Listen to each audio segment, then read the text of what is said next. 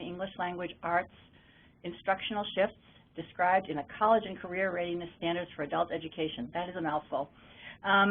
This first webinar is going to be focusing on addressing the instructional shifts with high-level readers and writers. And on April 1st, we're going to follow this with a session on focusing on low-level readers and writers.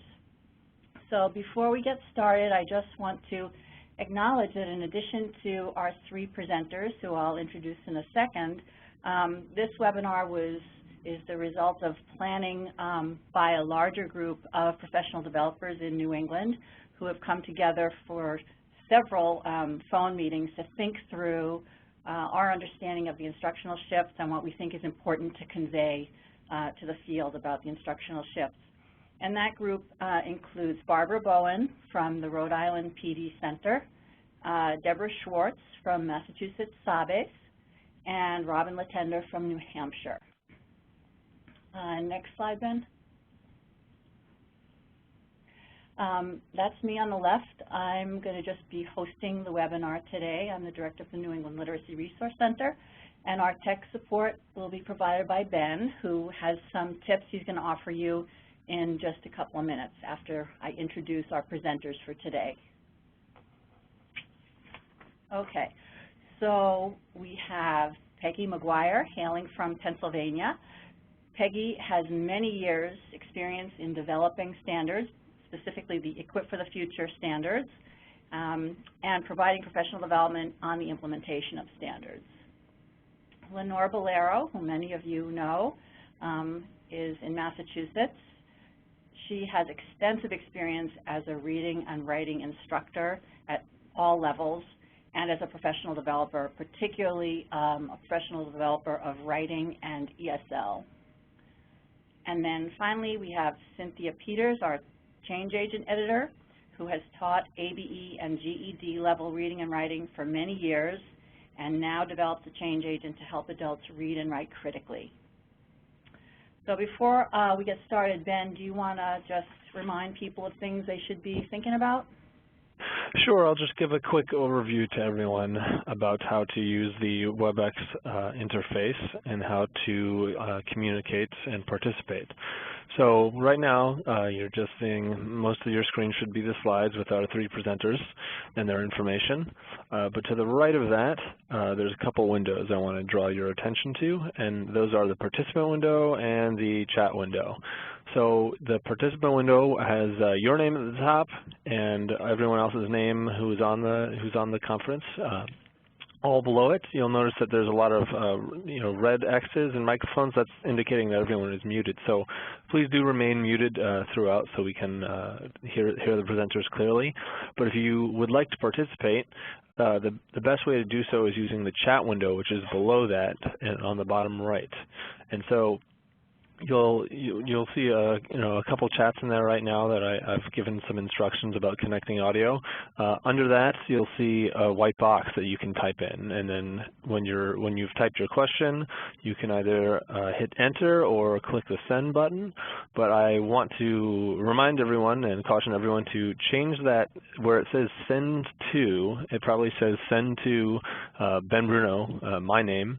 And you want to change that to everyone. So when you send the question, everyone can see that. And so the way you do that is you just click that drop-down menu, and you scroll to the top option, and it's in bold, and it says everyone. So please go ahead and do that now, just so you have it set up. And when you're ready to ask your first question, that's ready to go. And that's all for me right now. Thank you all. Thanks, Ben. You can move the slide. Okay, so before we get started, I just want to clarify a couple of things for those who were not on the earlier webinars that were about the math shifts. One is that you may have heard talk about the Common Core and College and Career Readiness standards and not be sure what the difference is. The Common Core is a set of standards that was developed for the K-12 system. It's quite a large, detailed document and covers way more content than we could cover in adult education. And in appreciation of that, some groups of adult education experts got together to determine which were the key standards that were relevant and necessary to include in a document specifically for adults. So the College and Career Readiness Standards are actually a subset of a much larger document, which is the Common Core. However, since it's such a mouthful to say College and Career Readiness Standards, often people just slip and say Common Core, and I just want to clarify that those are two different things. And our document, which you can see illustrated here, looks like that, is a slimmer document. Also, the document is primarily standards written for as expectations for what students need to be able to do. Within the document is a section called the Instructional Shifts. And the Instructional Shifts are describing the expectations of what teachers need to do in order to enable the students to reach the standards. So our webinars are focusing on the Instructional Shifts with teachers as the focus. You can change, Ben? Okay, thanks. And then why focus on the Instructional Shifts? First, they provide an opportunity to focus on analysis, evidence for opinions, higher order thinking across the levels, and to foreground those things as essential aspects of English language arts. It's an opportunity for us to build our own and our students' capacity to understand how text can inform, they can persuade, or they can manipulate, and how to be able to tell the difference among the three. Also, they address a regional interest in New England in supporting college and career readiness and in bridging the current gap. And what I mean by the current gap is the gap between high school completion and the ability to succeed at in college-level work. And that's estimated to be up to a 4-year gap right now, which is why we have so much transition programming. These standards are written so to fill that gap, to take students all the way from the beginning levels up through college readiness, which is an interest throughout all our states. And finally, the College and Career Readiness Standards are the anchor for all the new assessments. People are paying attention right now to the GED and the HiSET, the other alternative high school equivalency tests, but all the new assessments that are going to start coming down for all levels, and probably including ESL, are going to have a connection to these standards, and it's important that we educate ourselves about what's in them. Okay, so with that, I'm going to turn it over to Peggy McGuire, who's going to start off with an overview of the shifts.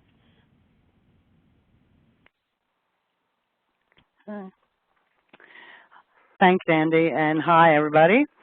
I want to start by following on Andy's very important clarification about the shifts and being clear that they are expectations of teachers, so that we start from the position that these 3 shifts provide a sort of overarching message from the authors of the College and Career Readiness Standards for Adults about what they think ought to be the focus of adult education instruction.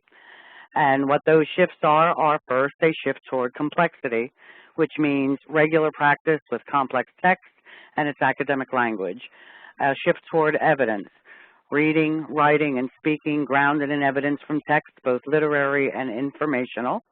And a shift toward knowledge, building knowledge through content-rich nonfiction.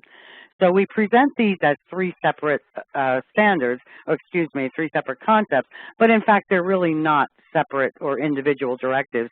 Instead, taken together, they describe an overall integrated approach to teaching, reading, and writing skills from a pretty strongly academic point of view, as we'll see shortly. And the question that we pose today and that we have been grappling with ourselves is, how can adult education teachers implement these interrelated instructional shifts in the decisions they make about what and how to teach? And our answer to that question is, we do that by focusing on students' purposes for learning as our big concern. And that when we facilitators were thinking about that answer to this question, we're thinking about the great range of real-life important purposes for learning that adult learners bring to our adult education classrooms.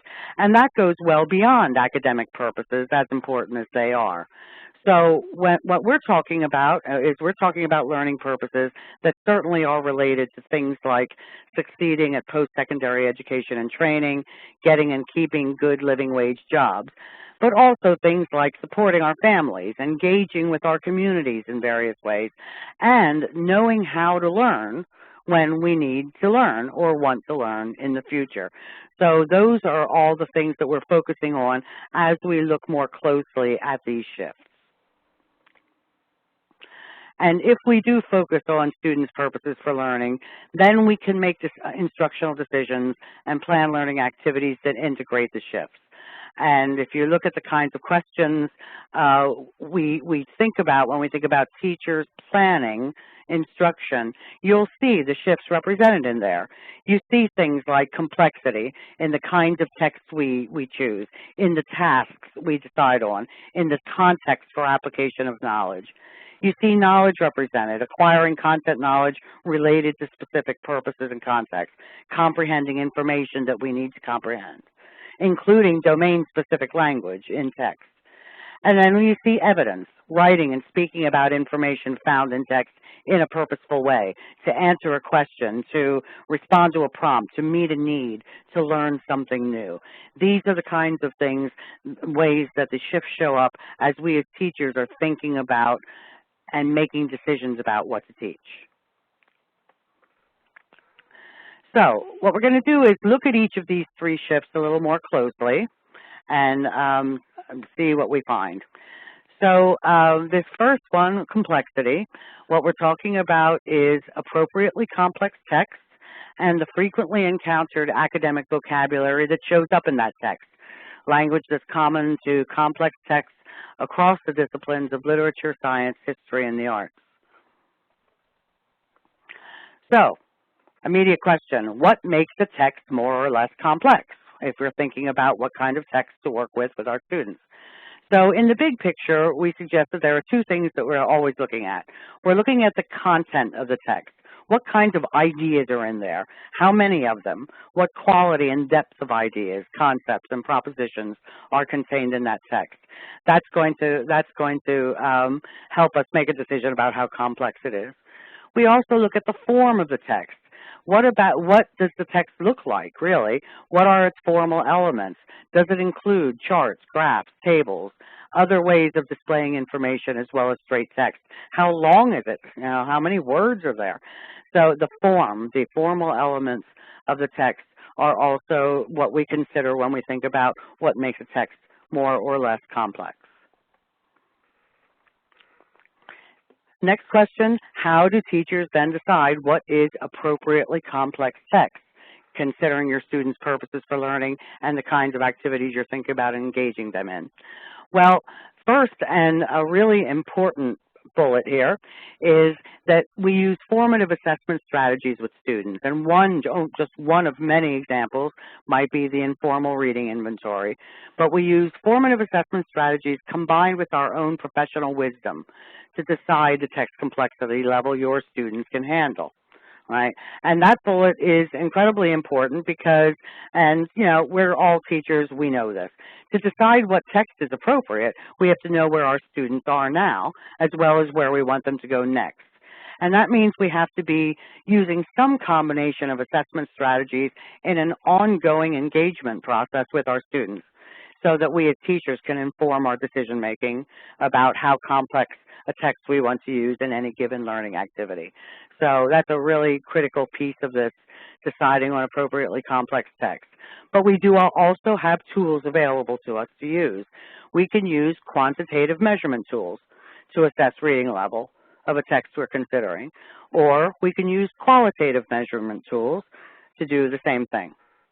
All right, and we've included just a couple of examples. We're not going to spend any time on these, but we just wanted to show you some examples. This is a chart that actually appears in the College of Career Readiness reading standards as a guide for folks to see what kinds of quantitative measurements you can use: ATOS, degree of power, Lexile framework, Kincaid, etc.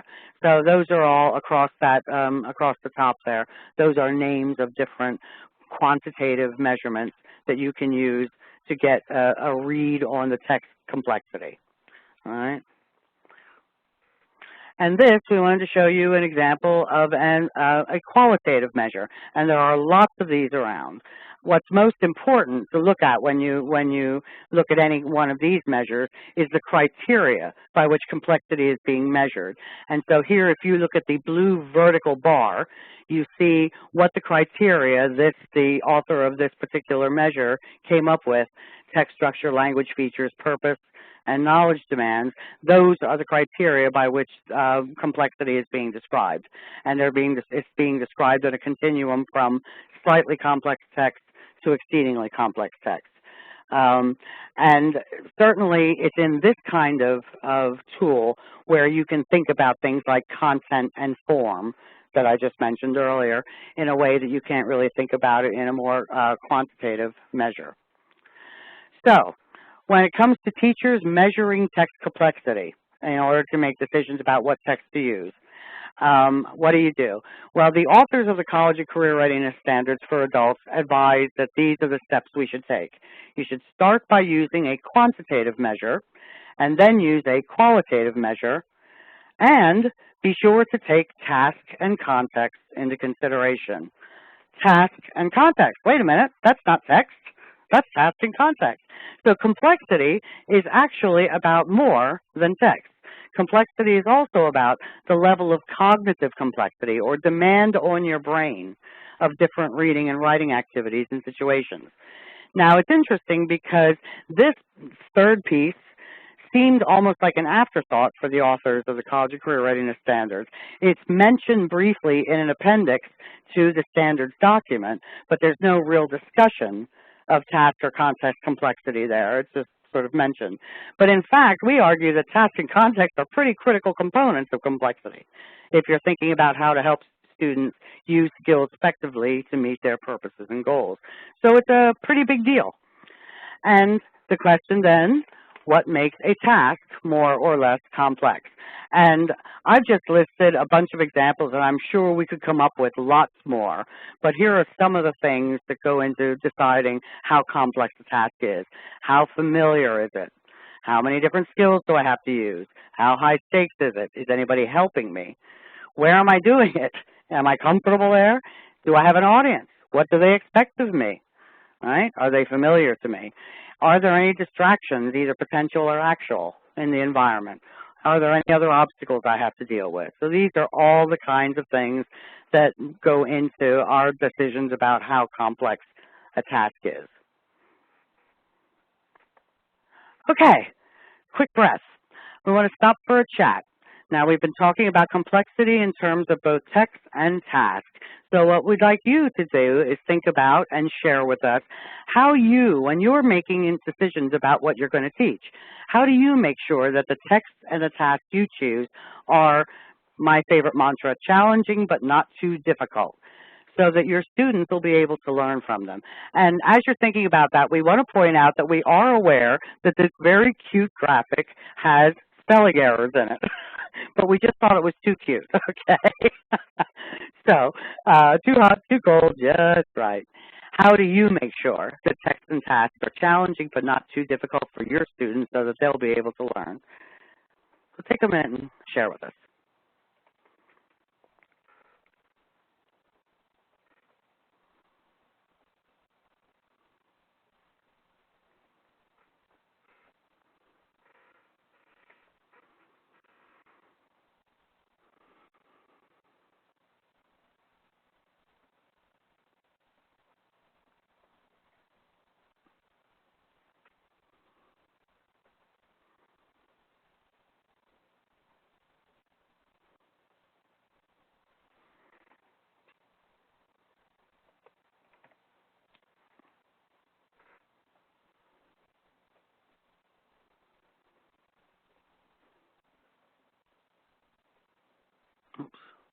Okay, it's not looking like people have a lot to say about this.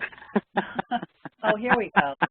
From Jason, I try to provide vocabulary that will help with the readings. From Laura Landy, try small portions of something new first. Test the waters. Assessment success.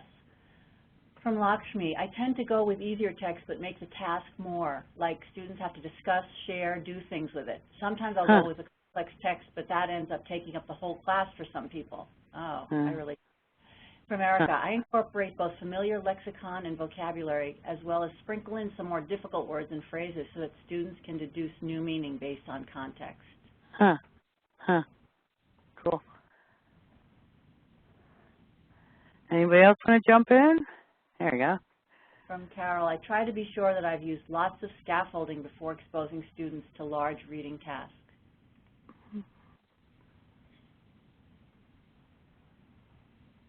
And Barbara, choose text on material students are interested in and comfortable with. Erica, we usually do multiple readings for different tasks. Oh, yeah. Wendy, we have to be aware that not all students are at the same levels. From Kristen, having an idea of the student's reading level would be great. Yep. And Don, relate new text and tasks to previously used tests and tasks used, or text and tasks. Lakshmi, again, also when I teach science, for example, the text usually comes after we've modeled or discussed or explored something. And Deborah says, similar to what others are saying, formative assessment, always checking in.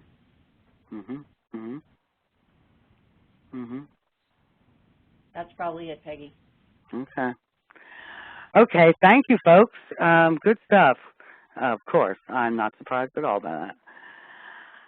Okay, well then, in our whirlwind tour through these 3 shifts, we're going to move on to evidence and take a little closer look at evidence. So remember that evidence means reading, writing, and speaking grounded in evidence from text, both literary and informational.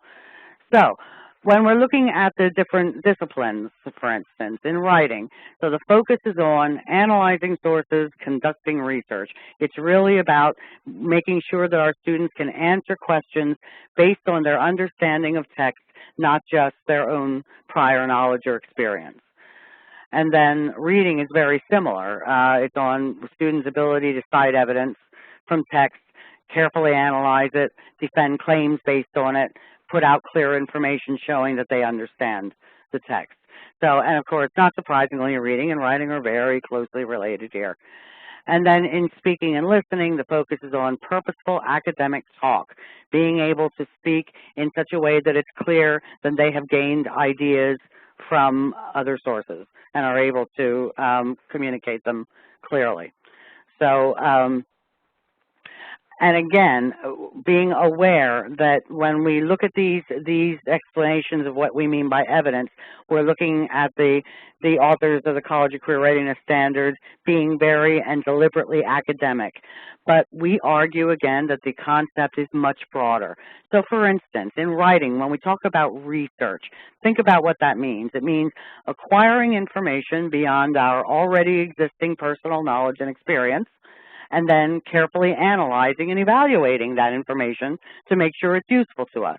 So if you think about that as research, it's also a function that is critical to adults in many of their real-life activities and endeavors.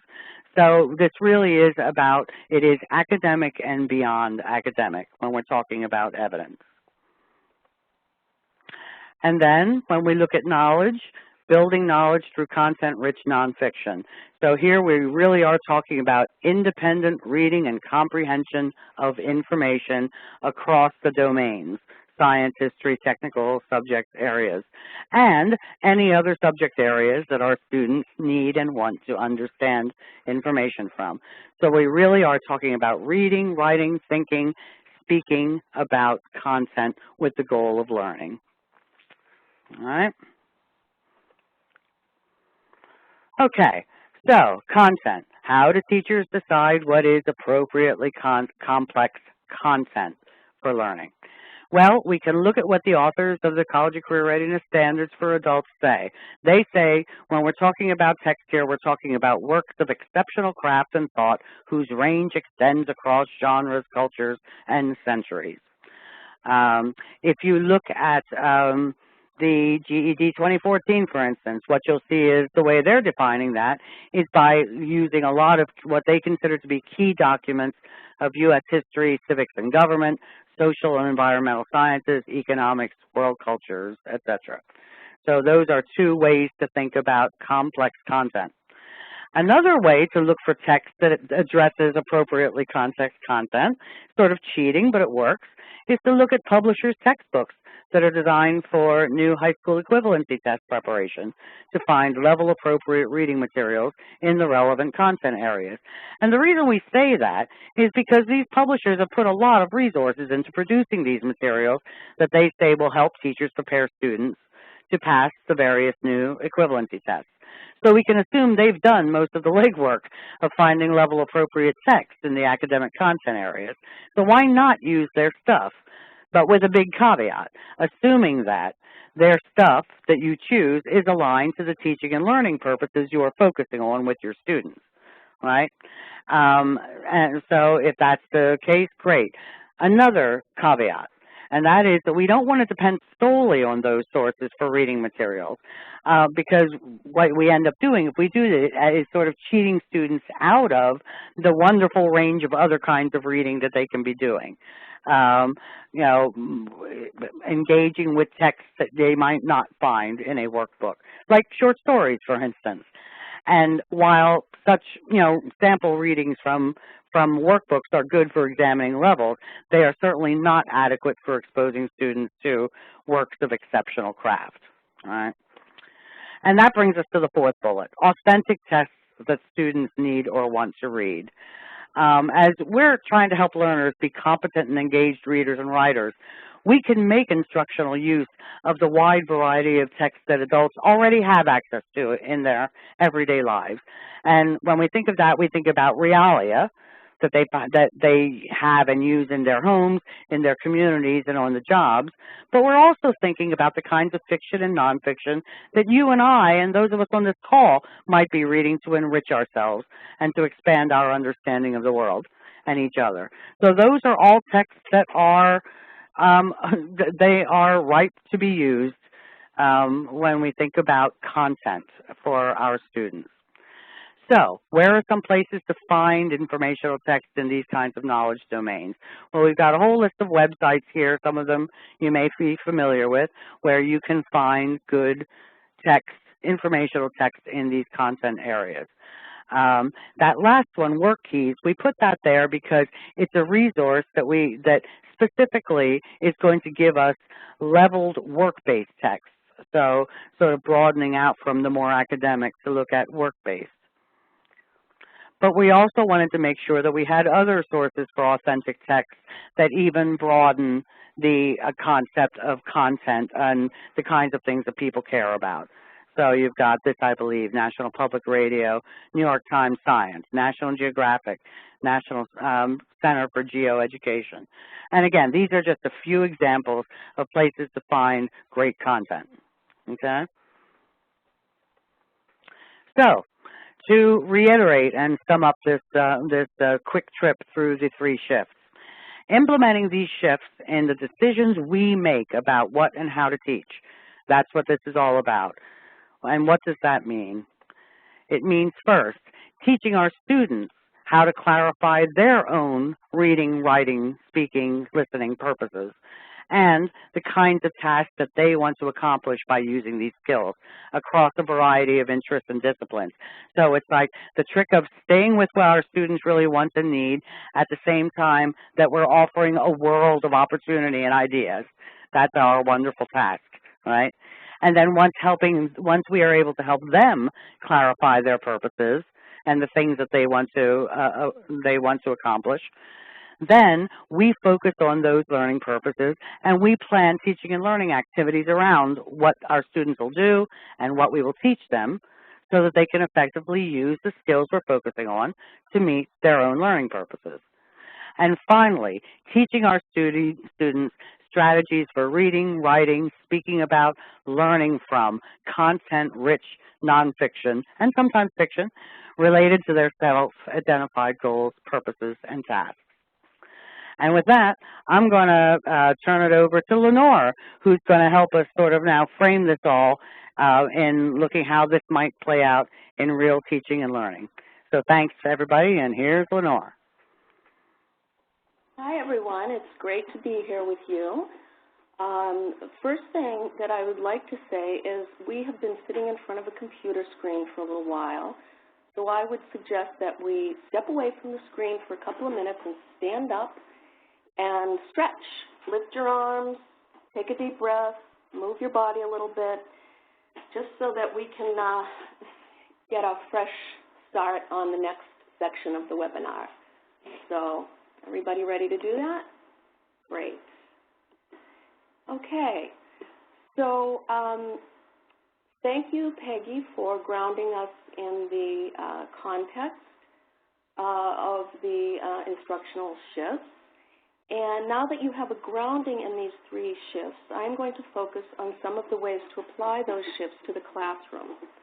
And please keep in mind that the samples I'm using are intended for intermediate and advanced ABE students, and that we will be discussing the beginning level students in our next webinar. And as you saw on the text board, the chat board, there will be an archive of all of the slides and the discussion, so you will have a chance to go back and get a use of the resources that have been discussed as we go along. So first of all, let's review the shifts that Peggy introduced. Shift number 1 focuses on text complexity. Shift number 2 focuses on evidence from the text. And shift number 3 focuses on building knowledge. One way to address the instructional shifts is to stretch one assignment into many by keeping the same topic area, but by changing the purpose of each reading, writing, and discussion task. This approach allows you to address the shifts in a holistic way rather than creating individual assignments to address each shift. The approach also allows you to start with something the students are familiar with and move toward less familiar types of reading, writing, and research tasks. I noticed that some of you mentioned that on the chat board that you like to start with something that students already are familiar with before moving into something they don't know about. Using the same theme with multiple assignments also allows you to move between reading and writing to deepen complexity of task and also and language, and to build knowledge from various reading sources. Deepening knowledge about a particular subject also helps to create a spirit of inquiry and intellectual curiosity with students, which happens to be one of my personal life goals for lifelong learning. Now, starting with something familiar. Many teachers in intermediate and advanced classes like to start writing practice by using personal narratives. This makes sense. Personal narratives are comfortable places for students to start writing. They are experts at the content themselves. They are also familiar with the discourse strategy, telling a story from start to finish. The assignment here is for writing a personal narrative starts with the student's name. Okay, and here I'll just read the assignment here. Writing about your name. Our names are powerful parts of our identities. Please write about your name. You can choose any part or all of your name to discuss. Consider these questions as a way to get started. Do you know why your name was chosen? Were you named after someone? Do you have a nickname? Add anything you would like us to know about your name. Oops. I'm going to go back and look at that slide again. Okay. There are 3 purposes of this assignment, and the purposes are worth sharing with students so they understand why they're doing it. Purpose 1 is for students to share something about themselves as they begin to build a trusting writing and reading community. And I hope that we don't lose sight of that in our rush to align to the college and career readiness standards. Purpose 2 is for students to practice writing a particular genre, the personal narrative. And purpose 3 is to illustrate how audience affects a writer's choices in diction and tone. Now, this is a great place to begin introducing academic vocabulary to students. Remember, the college and career readiness standards is not just about increasing students' vocabulary. It's about increasing their academic vocabulary across various disciplines. So instead of talking about this assignment with students as a story, you can explain to students that it is called a personal narrative and that that narrative is one kind of genre. You can also use and explain the terms diction and tone. Already, you're building academic vocabulary as you discuss the assignment itself. Okay, so what happens after the students write their narratives? I like to give students opportunities for sharing their writing with their classmates by reading their papers out loud, and then again, exchanging their narratives in pairs. Let's look at the reader response sheet on the slide. This is a tool you can use to help students give and receive feedback from each other once they've exchanged papers. This peer process addresses complexity in a number of ways. It focuses on content, not mechanics, and emphasizes meaning-making. Students see the direct relationship between writing and audience, in this case, their peers. Students practice giving evaluative feedback beyond, "I liked it," or "it was good," phrases that won't fly when they're asked to respond to a piece of text in college. Students receive feedback that can help them expand, clarify, and otherwise revise their pieces of writing. And students are asked inferential questions and are asked to point to evidence for their answers. This also helps the writers check to see if what they intended to communicate is actually being communicated. After completing the exchange, students can take back the feedback and use it for their revision process. Okay, now it's time to move from the familiar, which is the personal narrative, to something a little less familiar. Remember, in the college and career readiness standards, we're looking at complexity of task as well as complexity of content. This task keeps the topic of name, but asks students to do something very different. Let's look at the assignment. Going deeper, researching your name. Names often have symbolic meanings beyond their own personal identities. Please explore the linguistic, political, historical, literary, and/or religious meanings of your name. Does this bring back memories of college essay questions? Use at least 3 sources online to explore the following. What is the etymology of your name? Does your name have any symbolic significance in art, literature, politics, music, or religion? Write at least 1 page summarizing what you discovered and reflect on how this information relates to your own self-identity. Limit your writing to no more than 2 pages. Now, I'd like us to pause and do a little chat like we did with Peggy and ask you in what ways you might consider this task to be complex, based on what we've just been talking about and what Peggy has discussed around complexity. Jot down your ideas on the chat board, if you will.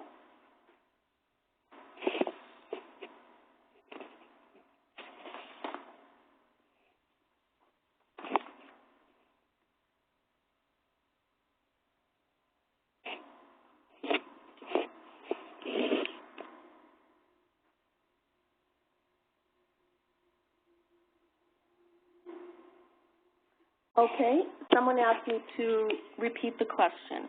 Okay, so there is an assignment there in front of us, which is an assignment that might be conceivably given to a student to research their names. And I'm asking in what ways you think this assignment is complex for your students. For example, you might consider that the vocabulary is complex, but there might be other areas of this assignment that feel complex to you. Okay, so John says requires research and evidence gathering. Lakshmi says complex because there's no set answers to choose from.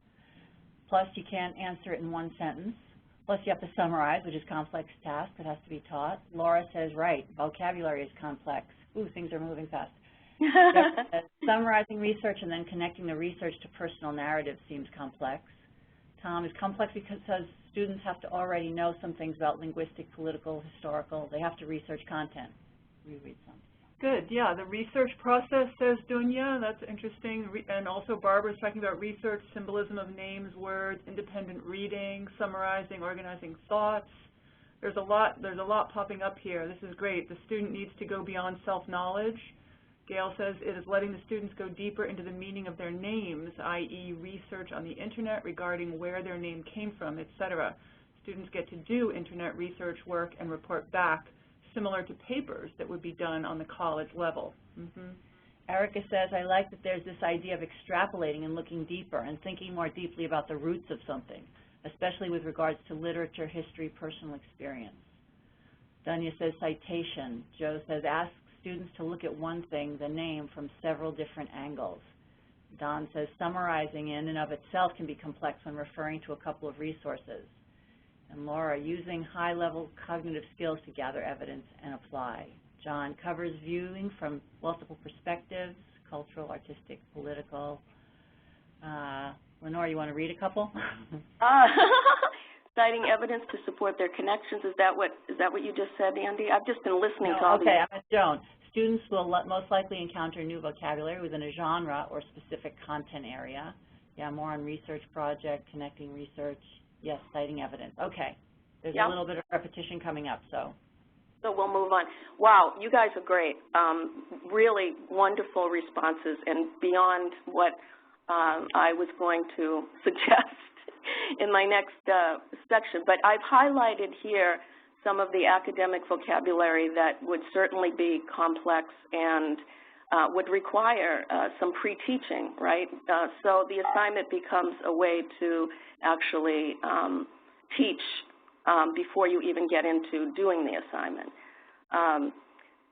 And one of the things I wanted to suggest is that oftentimes we give assignments without actually teaching students how to make sense of that assignment or how to respond to it.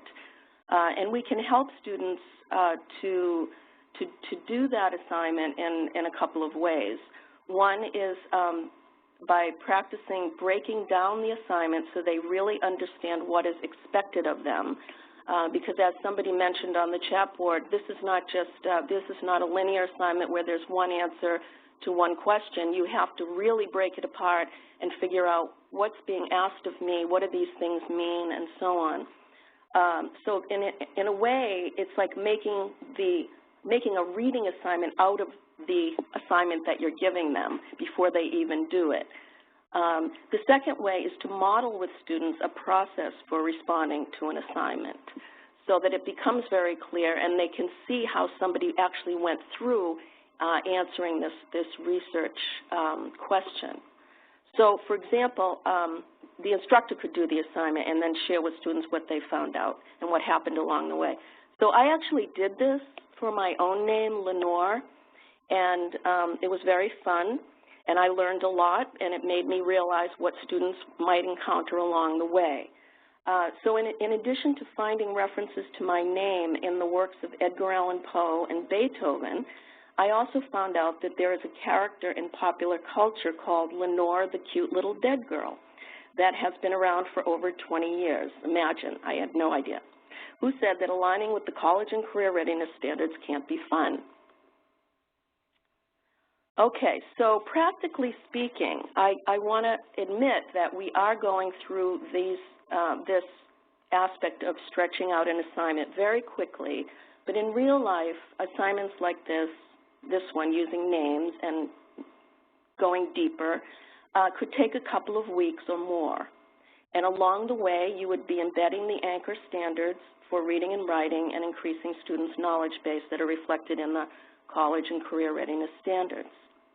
I did want to say that the research task that we just looked at represents the 3 shifts in the following ways. The task, the language, and the cognitive demands are rather complex and do reflect real-life academic demands. Students must show evidence from informational research, and students are building knowledge from nonfiction sources. Okay, and when students begin to approach this task, they will need to be guided, this task or any research task really, they will need to be guided along in their web research so they don't stop at Wikipedia. And that could be a whole other webinar by itself. We cannot teach web research strategies all at once. We can, however, help students evaluate and use sources by offering suggestions for each one of the research assignments we give them, rather than giving them a huge list of guidelines at the same time. So on this slide, and in the case of this assignment, on this side you'll see an example that in the case of this assignment, simple guidelines can suffice, such as the ones listed here. Is the source trying to sell you something? Can you find some of the same information given elsewhere? How credible is the author? If the document is anonymous, what do you know about the organization that's presenting the knowledge, and so on. And you can find more resources for finding ways to help students evaluate web resources on the archives of this webinar. They will be listed for you. Okay, now we're going to move further away from the personal and into the realm of reading and writing in academic disciplines. There's another chat. So, okay, we've been using the theme of names. We moved from the personal narrative to exploring someone's name.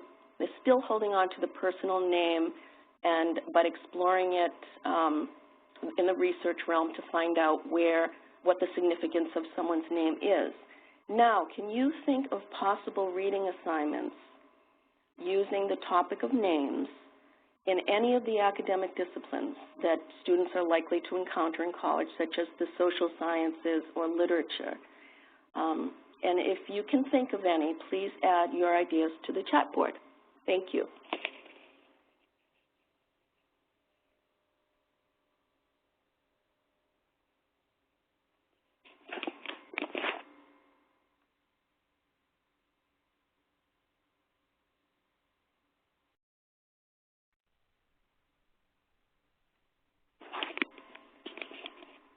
Okay, so we have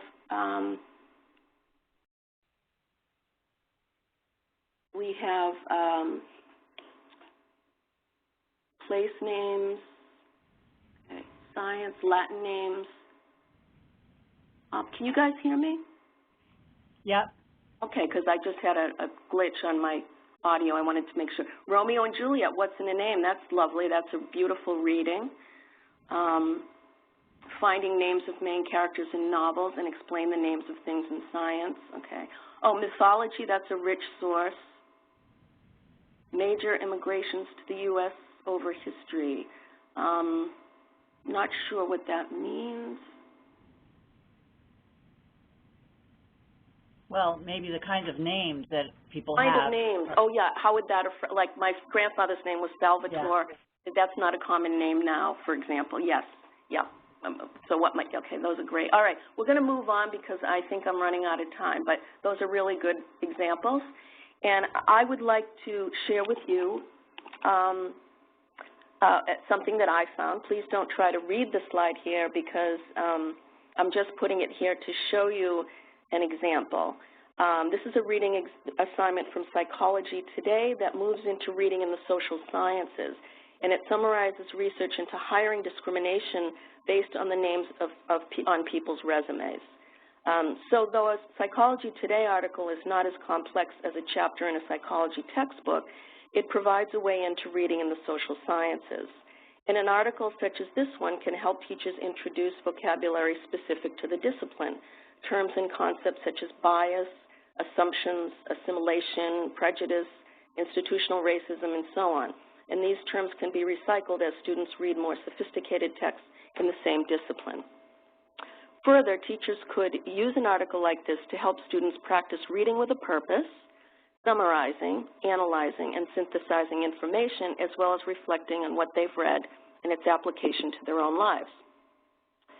If students wanted to further investigate this topic, which also dovetails with career readiness issues, they could further research the topic and share their findings with the class. A great deal of research exists around racial bias in hiring that's reflected in people's names, and here's another example that I've happened to find. It's kind of a cool way to extend even further. Okay, so now we're going to move into the realm of fiction, which is still valued in the college and career readiness standards despite the preponderance of discussion around nonfiction sources. And when you investigate the anchor standards, for example, you will find references to understanding connotation, figurative language, point of view, all elements found in creative literature. This excerpt is from a novel many of you might be familiar with, The House on Mongo Street by Sandra Cisneros. and it again reflects the topic of names. However, a work of fiction calls for a different kind of attention, reading, and response than when reading a research study. Cisneros' work provides teachers with an opportunity to explore literary concepts and vocabulary like image, symbol, and metaphor, as well as to examine the difference between figurative and literative language.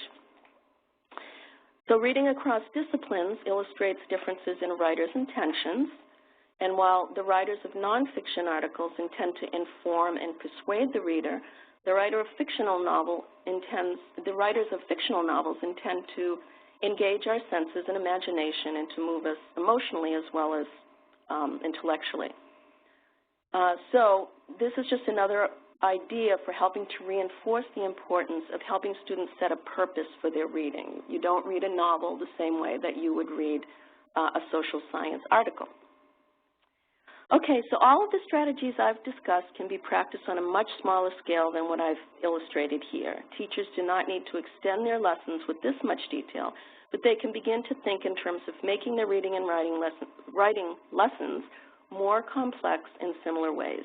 We always need to consider when students are tired of a particular theme, for example, or to be open to themes that evolve out of students' interests in research. And finally, an adult who has learned to read complex texts, who can give evidence for his or her points of view, and who can evaluate informational sources, and who can continue to build knowledge from nonfiction sources, is not only likely to succeed in college, she is also likely to succeed in the workplace. The skills we've been discussing are transferable skills, and to address career readiness issues related to the instructional shifts, teachers may want to find some typical work-related readings to show students how the same strategies can apply to reading and writing they're likely to face in the workplace. Peggy's suggestion of the work keys samples are a great place to start. Well, thank you very much for listening to my section of the webinar, and now I'm happy to turn it over to my colleague Cynthia Peters, who will treat you to some very interesting and relevant source material for your classroom. Thanks. Thank you, Lenore, and thanks, Peggy. That's a great introduction to what I want to try to share with people. And I just want to make sure, okay, I have control of the slides, so I'll be moving them forward. This is me. People feel free to take a little stretch if you want. I liked Lenore's 15-second break there. So, while you're jotting down my email address here, feel free to stand up and stretch around a little bit. And do make a note of my email address. I'd love to hear from you if you have any questions at all about anything. Okay, for those of you who aren't familiar with the change agent, I wanted to just introduce it to you. You've heard Peggy talk about the need for relevant text at various levels of complexity that speak to our students' purposes for being in the classroom. And you've seen a wonderful lesson plan from Lenore that shows how you can add help and help your students step towards higher degrees of complexity and knowledge. So my job now is to illustrate another approach to making the shifts real. I'm going to focus on the change agent as a tool for you that you can use to bring the CCR shifts into the classroom. So for those of you who don't know, the change agent is a resource. It's a magazine. It comes out twice a year. It's theme-based. You can see some of our themes there. The articles are almost all written by students themselves, so I feel like that creates a really user-friendly format for students. They get to see a picture of the writer and a little biographical information about the writer, so they sort of can see themselves in the magazine and in the writers, and they're seeing role modeled for them, people who are being writers. Also, since one of the shifts is towards using nonfiction text, you know, everything in the change agent is narrative nonfiction pieces, and many of them include extensions that add knowledge and scaffold towards greater complexity. One more technical point about the change agent, just so you know, it is free online for all of you in New England. I really want to emphasize this point because I'm going to be sharing a lot of resources with you, and I want you to know that they're all freely available to everyone in New England. All you have to do is just contact your state PD office to get the username and password, or you can email me if you want, but the best way to do it really is to contact your state PD office, and they will share the information with you, and you can get all of this for free online. If you want to get the paper copy, there is a cost to that, but we can talk about that outside the webinar. Okay, so what are those shifts again? I just want to put this slide up here just to remind us that these are the main shifts. I feel like it's a little mantra that we could kind of be memorizing, you know, complexity, evidence, and knowledge. And we're going to be touching back on all of these points as we go through these change agent slides.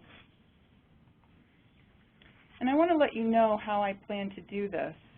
I'm going to walk you through I'm going to present two content areas. One is on civics and U.S. history, and the other is on career readiness. And what I'll do is I'll walk you through the first one, the one on civics. And you see the little sea otters there holding hands. There'll be a little hand holding in this one. Apparently the sea otters do that so they don't drift away from each other in the current, you know, when they're sleeping. So I like that image, and I'll try to keep you in close around, you know, connecting this content with the CCR shifts. In the second one, though, I'm going to let you all take it and use the chat box to, you know, to tell all of us what ideas you might have for how you could use the content to introduce complexity, evidence, and knowledge in your classroom. So I look forward to that part because I've been seeing a lot of great ideas coming up in the chat room. So keep your eye out for that bullhorn. That'll be when it's your turn. Okay, so for the first one, the civics and U.S. history, I'm basing most of this on this issue of the change agent, which came out in 2008, a few years ago now at this point. But all of it, almost all of it, is still relevant since we didn't really talk about time-sensitive issues. We talked more about processes, so how U.S. democracy works.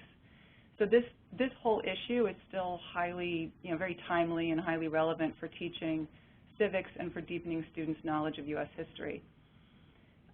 It also provides lots of opportunities for them to step up to higher levels of complexity in this content area. And you can find this full issue on our website. So let's start with this article. This is a story by a learner in Maine who addresses the issue of voting. In this article, she talks about how Native Americans in Maine did not get the right to vote until 1954. And she talks about what she feels is her personal obligation to vote. That is a good example of how the change agent offers a way into a topic. It captures students' interest and then offers all sorts of extensions that add to their knowledge. So this is our way into the topic. You know, a real person, a real learner in one of our very own New England programs, you know, talking about how her people didn't even actually have the right to vote until 1954 and how she feels about it now. So you see there's an activity there that students can do and think about from their point of view. I want to just remind us, Peggy, I like what Peggy called the diversity of tasks. And so this is a task that's a little bit different from the usual kinds of tasks. And so that could be a useful activity. The other thing to do from that starting place of one person's story is then to move into more concrete historical details about the history of voting. And there's a nonfiction article in the magazine that kind of takes you through the entire history of voting and like the various amendments that gave different groups the right to vote. There's also activities like this, you know, a picture of a women's suffrage headquarters where you know, people are gathering to advocate for women's right to vote, and the activity here is to write a caption for the photo. I don't know if you can see underneath that there's another photograph of headquarters of people opposed to women's suffrage, and there's an activity for that too, is to write a caption for that photograph. So again, a different kind of task that helps enter people into this set of content. There's also a really great activity which you can find on our website. It's the History of Voting Rights activity. If you've ever done this activity, why don't you just put a yes or something in the chat box and send it out to people. Or if you've seen me or Andy or Celia maybe model this activity at some workshop or at some conference somewhere, just let me know. I'd be interested to see if people are familiar with this activity. It's an excellent activity. It gets people up and out of their chairs. I don't have time to kind of walk you through the whole thing. But what it does is it walks students through the history of voting rights, and they stand on different sides of the room depending on if they have the right to vote or if they don't have the right to vote. And what happens is that they physically, different demographics of people occasionally get the right to vote and get to move to the can vote side of the room, but then actually over time different things will come up and they'll lose the right to vote and they'll have to go back to the can't vote side of the room. So it's a very gross motor activity, but people have to be thinking. You know, you read a script of the U.S. voting rights history and you ask questions, and that inspires them to answer the question and figure out which side of the room they can move to. So I really recommend this activity. Again, in our diversity of tasks toolbox, it's a great one because people are thinking in a whole different way. They're interacting with each other, making decisions with each other, collaborating about who should move to which side of the room, et cetera, et cetera, et cetera.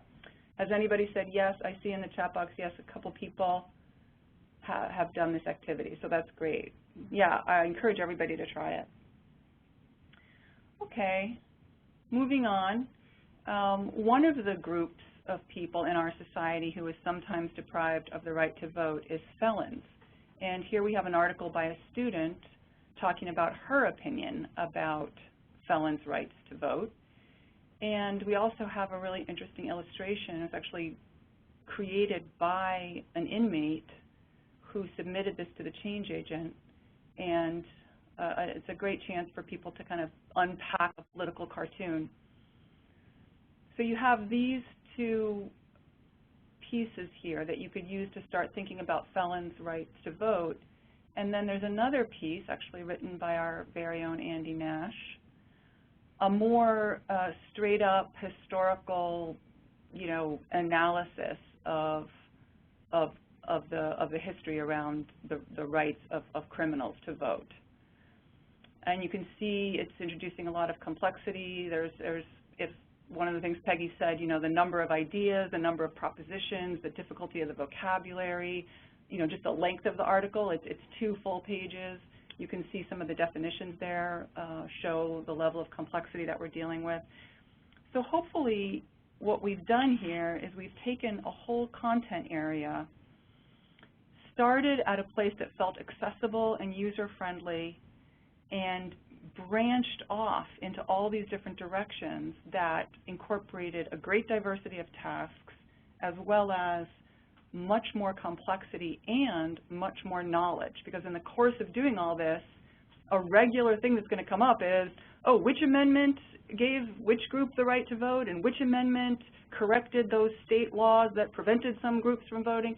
You know, that kind of stuff will be coming up a lot, and so frequently that it will start really being embedded as a content area, a knowledge area that the student will feel mastery of, much more so than if they just got, you know, a straight-up document with a list of amendments and explanations of what those amendments meant. So I hope that is clear and gave you some good ideas for how to complexify, as Lenore put it. I love that word. That's a new word in the lexicon, the adult ed lexicon for sure. So let's move on to another content area. This one is career readiness, and you can see the bullhorn there. That means it's your turn. So before we get started on this, though, I want to ask you to just use the chat box. Sorry, this is straight up regurgitation I'm asking for here. What are the 3 shifts? I'm just hoping you'll put it in the chat box. Just name those 3 shifts that we keep referring to. Who's got their fingers on the keyboard ready to type? I'm just looking for a reminder of those 3 shifts. Complexity, complexity, yep. There's 2 more. Complexity, evidence, knowledge, yeah. Complexity, evidence, a bunch of people are throwing it out there, great. Now, another question, don't move your hands away from the keyboard yet.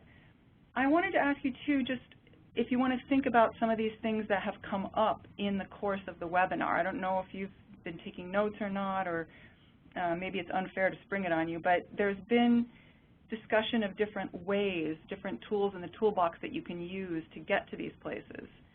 And so if you want to just put some of those in the chat box too, that would be great, because I want you to be thinking about these things as we move into this new content area. And so I'm going to be watching. I see complexity, evidence, knowledge again. What I was thinking about more was that kind of diversity of tasks, that wonderful idea that Lenore had, stretching the content to holistically build in complexity. Stretch, oh yeah, Kristen, stretch. I like how you gave a visual for that too. Diverse tasks, exactly. Also integrating reading and writing jobs, going deeper. I heard summarizing. Okay, so some of those ideas are things I want you to keep in your mind as we look at the next couple of slides. This is going to be a little tricky because you don't have it in front of you and you're just going to have to depend on me kind of clicking back and forth. But the next two slides, I'll show them to you. There's an article by this guy, Michael Jackson, and then there's going to be this slide which shows a graph and some activities. So backing up to the story, I'll just summarize it for you. This is in the Resilience issue of the Change Agent, so you can find this story and print out this page if you like.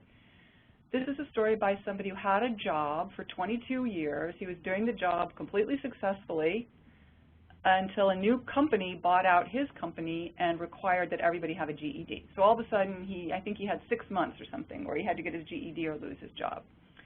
And so I think that's a story that a lot of learners are going to be really familiar with. It might have happened to them. And so I'm hoping it creates that entryway into the topic. Then we have an activity that shows a chart with a % change in jobs in New York from 2008 projected to 2018. And we have some questions there underneath that heading, where are the jobs? So I'm assuming people can read those and see what those are. And then just start thinking and putting in the chat box when you're ready some ideas about how would using a piece like this, somebody's story along with this chart, along with these activities, including, if you notice the last one, which directs you to go to the Occupational Outlook Handbook, which is at the Bureau of Labor Statistics website, to get more information about what jobs are growing and which ones are paying a living wage, et cetera. So your job now is to use the chat box to say, how are we doing complexity, evidence, and knowledge with this piece? How are we addressing those CCR shifts with this article and this little activity, this chart? So I see Mary Glenn saying that it's diverse tasks, indeed. Yeah. Oh, she said that earlier. Yeah. Dunya is saying multiple intelligence. Yeah, I mean, if you can say more about what intelligences you think are being used, then great. I see Gail saying writing, doing math, and internet research.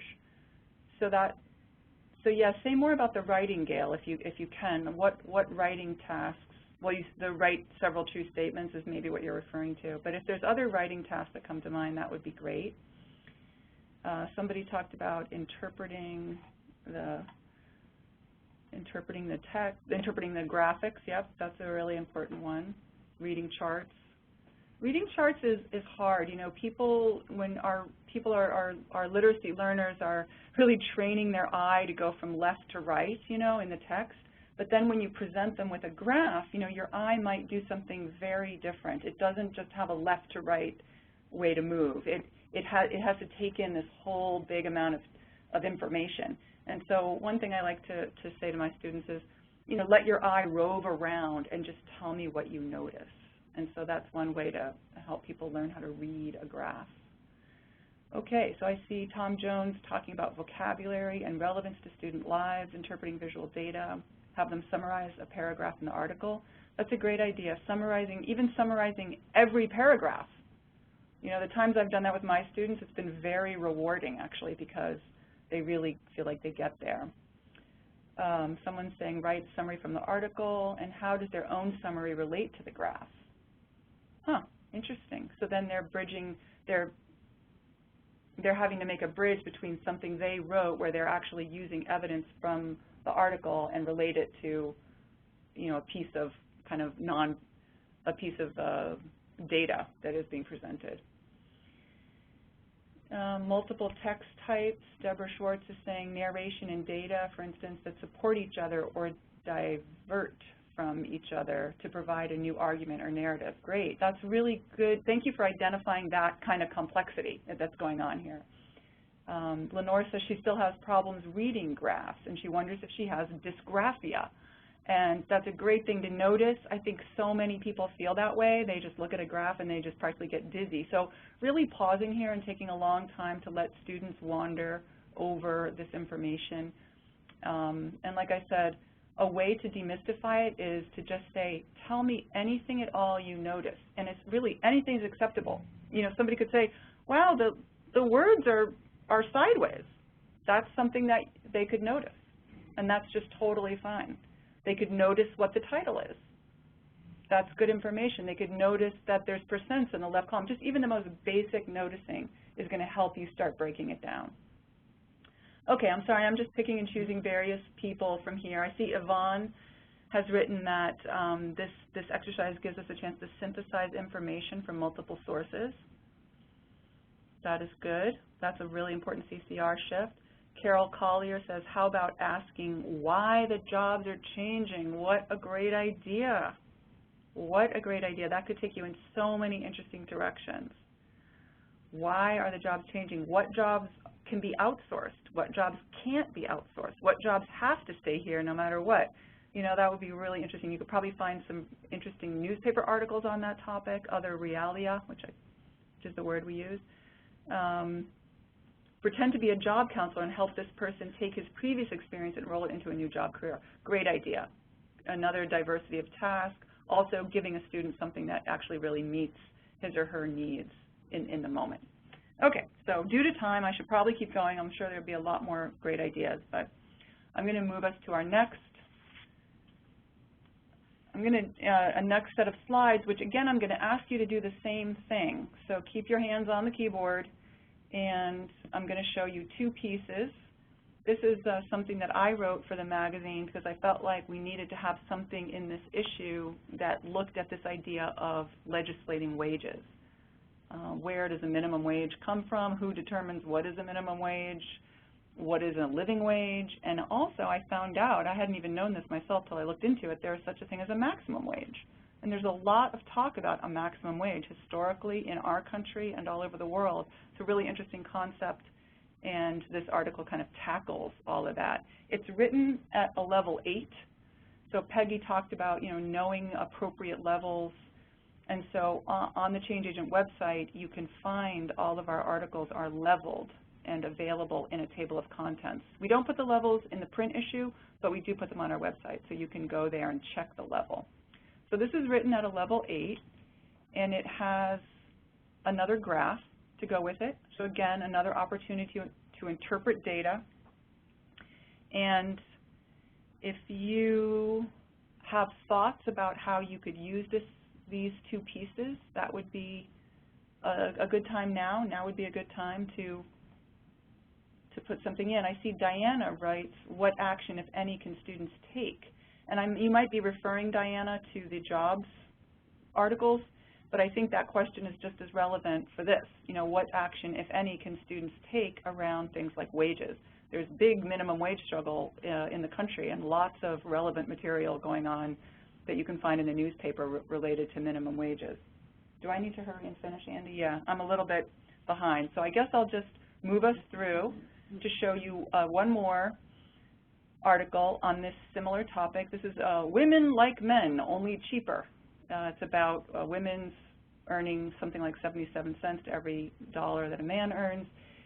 It's available in audio, and I'm sharing this with you partly because the content is in the same school of content that we've been talking about, but also because the format that this is available to you in is in print as well as in audio.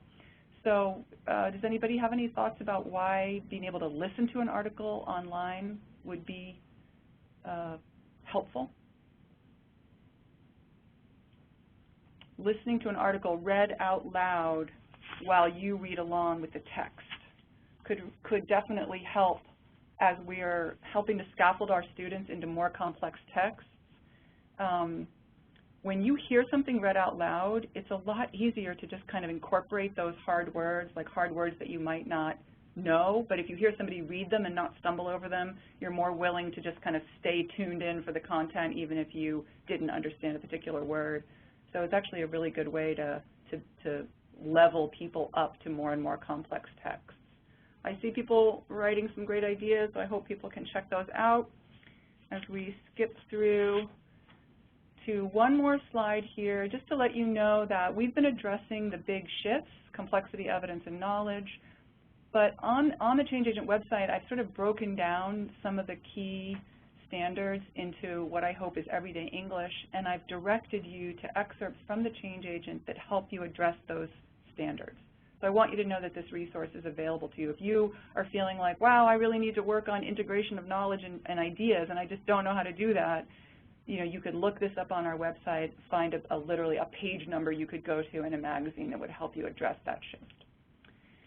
So lastly, I want to mention that when you're integrating the reading and writing, you can use the Change Agent call for articles very quickly. The current theme is on food.